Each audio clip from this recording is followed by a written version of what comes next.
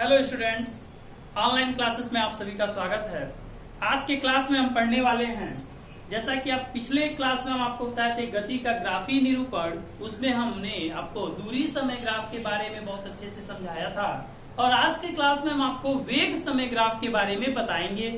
जैसा कि आप बोर्ड पे देख पा रहे होंगे, वेग समय ग्राफ के बारे में आज हम लोग को पढ़ना है। वेग को अंग्रेजी में वेलोसिटी और समय को हम टाइम कहते हैं, तो वेलोसिटी टाइम ग्राफ भी इसे हम अंग्रेजी में कहेंगे। ठीक है, आइए अब इसके बारे में हम लोग समझने की पूरी कोशिश करते हैं। देखिए, वेग समय ग्राफ में हम लोग क्या करते हैं, एक्स अक्ष पर हम समय को दर्शाते हैं और वाई अक्ष के अनुदेश वेग को हम दर्शाते हैं, और इसके बाद हम लोग इसके ग्राफ को बनाते हैं।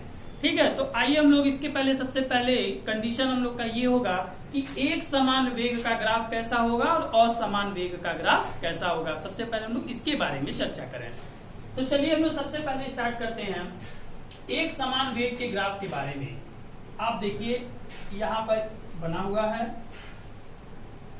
इस अक्ष पर हम लोग समय यानी टाइम को दर्शाएंगे और इस अक्ष पर हम लोग वेलोसिटी को दर्शाएंगे। ठीक है, यहां मान लीजिए हम लोग एक समान वेग के लिए ग्राफ को बनाना शुरू करते हैं। तो एक समान वेग का जो हमें ग्राफ प्राप्त होता है वह एक्स अक्ष के समांतर रेखा प्राप्त होती है। एक्स अक्ष के समांतर, जैसे मान लीजिए यहाँ पर 0 है।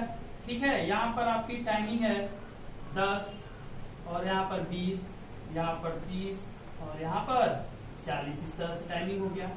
और यहाँ वेलोसिटी मान लीजिए 2 मीटर पर सेकेंड, 4 मीटर पर सेकेंड, 6 मीटर पर सेकेंड, 8 मीटर पर सेकेंड, इस तरह का बना हुआ है।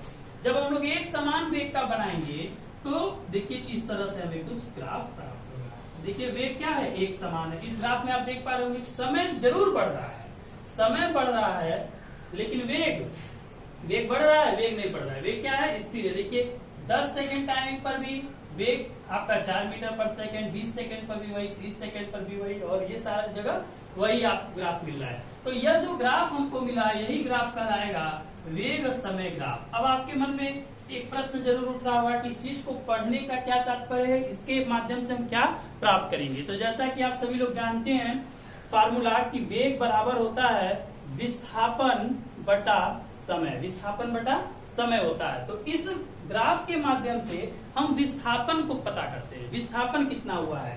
ठीक है, किसी पर्टिकुलर टाइमिंग को ले लीजिए, सपोज दैट हम ये जानना चाहते हैं कि 10 सेकेंड से लेके 30 सेकेंड के बीच में विस्थापन कुल कितना हुआ है। तो हम इस ग्राफ के माध्यम से कैसे बनाएंगे, आप देखिए।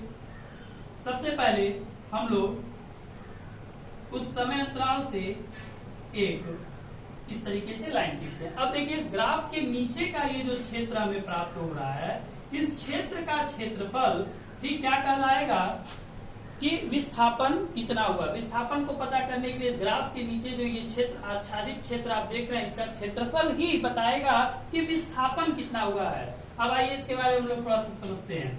जैसे आप यहाँ आकृति देख पा रहे होंगे, यहाँ पर एक आयत का आकृति बन रहा है। ठीक है, अब इस आयताकार आकृति बन रहा है तो इसका जो क्षेत्रफल होता है वो क्या होता है, लंबाई गुणे चौड़ाई, यानी इसके इस टर्म का गुणा इस टर्म में हम करा दें तो इसका हमें क्षेत्रफल मिलेगा। तो देखिए अगर इस फार्मूला से v बराबर डी बाई एस है तो डिस्प्लेसमेंट यानी विस्थापन बराबर क्या हो रहा है, वेग गुणे समय। ठीक है, वेग इंटू समय। अब यहाँ से हम यहाँ लिख सकते हैं कि v और टाइम जो है, टाइम इंटरवल निकालने के लिए हमको यहाँ से क्या करना पड़ेगा, t2 माइनस t1। ठीक है, अब मान लीजिए कि इसका वेग कितना है, 4 है। ठीक, और इस क्षेत्र के बीच में निकालना है तो t2 कितना है, 30 है, और t1 कितना है, 10 है। घटा देंगे तो कितना मिलेगा, 20 मिलेगा। और जब इसको हल करेंगे तो ये कितना आएगा, 80 मीटर। कितना आ गया, 80 मीटर। तो इस ग्राफ के माध्यम से हम क्या निकाल ले रहे हैं, विस्थापन। ठीक है, बात समझ में आ रहा है। अब इसके बाद से ये तो हो गया एक समान वेग का ग्राफ, एक समान वेग का ग्राफ हो गया ये एक समान वेग। अब हम लोग जरा असमान वेग के बारे में निकालें। देखिए वो क्या होगा,